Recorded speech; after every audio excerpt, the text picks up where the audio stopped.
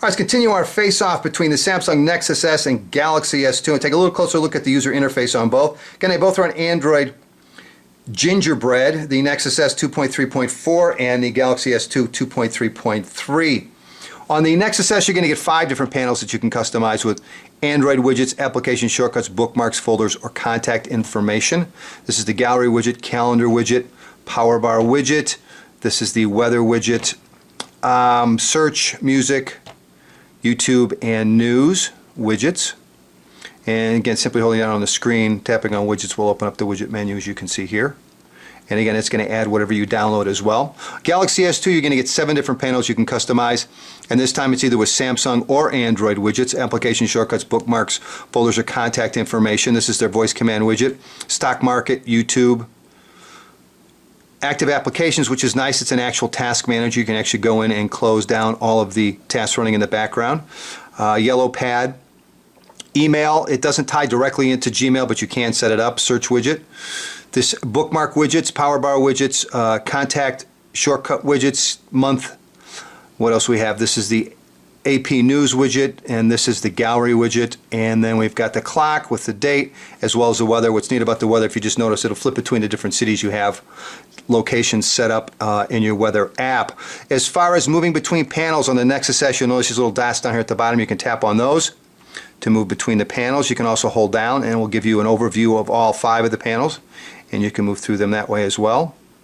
Let me go to a different one. There we go, and then obviously hitting the home key will get you back. Got a couple different options on the Galaxy S2. First, you can pinch the display and it will take you to an overview of all of the 7 different panels, and you can move between them that way. You can also hold down here and you'll see the number come up, and you can quickly slide between each of the panels as well. Alright, both of them have notification systems, which are a little bit different. On the Nexus S, you get the basic Android notification system with your notifications, which you can see here. On the Galaxy S2, not only do you get the notification system, but you also get some connectivity manager shortcuts, Wi-Fi, Bluetooth, GPS, also sound and auto rotation. So a little bit more on the Galaxy S2 from that standpoint. Holding down the home key on both will fire up the, I'll call task manager or recent apps. On the Nexus S, you're going to get the last 8 apps, and again, tapping on A1 will take you directly to it. Holding down on the home screen again will bring that view back up. So we'll do it one more time. On the Galaxy S2, you only get 6, but again, you get a shortcut to the task manager, which operates like a regular task manager, so that's kind of slick in itself. As far as main menus, you get a nice 3D effect on the Nexus S. And on the Galaxy S2, it's going to move right to left and left to right. One thing that's nice is you can tap on these little dots here to move between the panels quickly, or simply hold down and you'll see the number come up and then move to the panel you'd like. Alright, and then back to the home screen on both. Next up, let's take a look at messaging on both. And both of these handsets are very good with speech to text. Text Craig.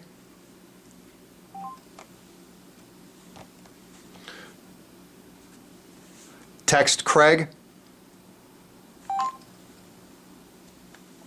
Don't forget to call me on Tuesday at 4. And you can see both of them handled it very well. And again, you can play songs through Pandora or whatever radio station you choose to use. You can also pull it out of your music library. You can open applications. You can call contacts. There's an awful lot you can do with the speech to text. But I did want to show you that as far as messaging. All right, let's go to the Nexus S. And basically your keyboard is the Android keyboard. That's your only choice. Holding down the text input will open up the punctuation for you, which is very handy. Long press on the top row will give you numbers. Numbers and symbols are down here in the lower left-hand corner. Your smiley faces are here. And I just inserted one by accident. Your speech-to-text microphone is right there. So let's try call John on Tuesday. And you can see that the prediction works quite well. Take a look at it in landscape as well. John on Tuesday for our meeting on Wednesday. So you can see that works quite well. As far as attachments, Got pictures, capture pictures, videos, capture video, audio. So you've got shortcuts to the camera as well as audio, which is great. Also set up a slideshow that you can send. Also, we've got our smileys in here you can take a look at, and you're going to see your typical Android smileys. Nothing new there, I don't believe. So there's a look at the keyboard on the Nexus S. Let's go into messaging and create a new message on the Galaxy S2. And we'll send this to me. And we'll hold this down first off to see input methods. And you know what? I've got Swift Key X on there, which I really like. So we'll go to Samsung keyboard, which is what we're supposed to be looking at. And here's a Samsung keyboard. Again, long press. Top row will give you numbers. Very similar to the Nexus S. Lower left-hand corner will get you numbers and symbols as well. Shift key. Your settings key is right here to go into settings. Speech to text. You do have an enter key, which you don't have on the Nexus S, which I like. And we'll call John. I wasn't very close on Tuesday. There it is. Let's go back here and fix this. There we go. Call John on Tuesday. And we'll take a look at this. Oh, I won't do it that way. We won't. Take a look at it in landscape as well. I'm not doing a very good job, am I? I'm doing a horrible job. For our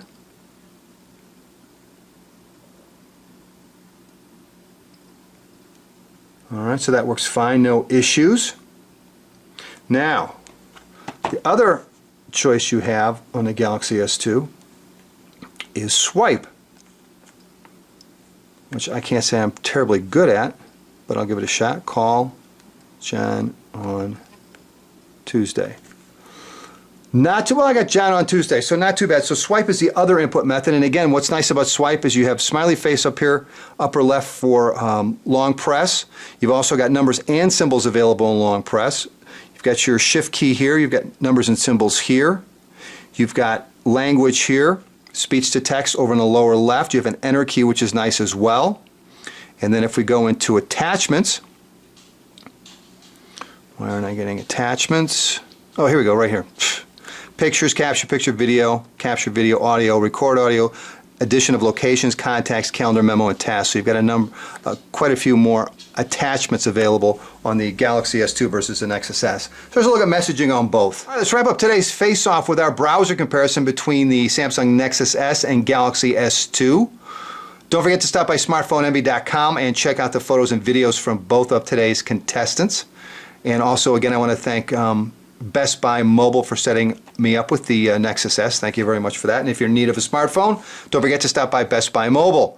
All right, I've got both running off the same Wi-Fi network. They both have Flash fully enabled. They both have been updated to Adobe Flash 10.3. And I really can't think of anything else, so let's go to Engadget, and we're off.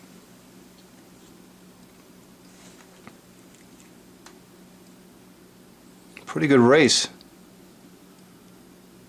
Galaxy S2 is done. Nexus S is right behind it. Take a look at the Galaxy S2 first. It's unbelievably smooth. It is the smoothest browser I have used by far. Double tap to zoom in. There we go. Pinch to zoom works great. The one thing you cannot do is rewrap the text to fit the display.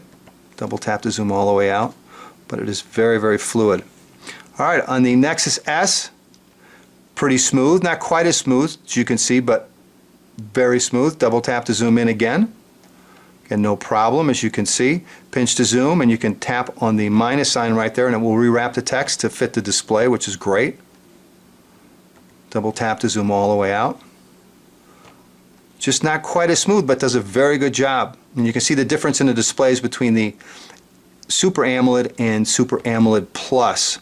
All right, let's head over to Smartphoneenvy and give that a shot on both, and we're off. And neither one of them, oh, looks like, whoa. And the Nexus S went to the mobile site, Let's get it set up. Switch to regular theme, and you can see the Galaxy S2 had no problem or issues getting over here. In fact, it was downloading an email at the same time, so no issues whatsoever. And here comes the Nexus S. And the Nexus S is fully loaded, and what you're seeing is it's not very smooth in comparison. It's not bad, and if you double tap to zoom in, it's not bad at all. But where it has problems is when it first loads the page and it's an overview, and it's up near the top where I've got this widget. It's just not that smooth. In the Galaxy S2, it's butter, people. All right, let's go and watch a video on both of these. And we'll watch the same video on both. Alright, and we're off.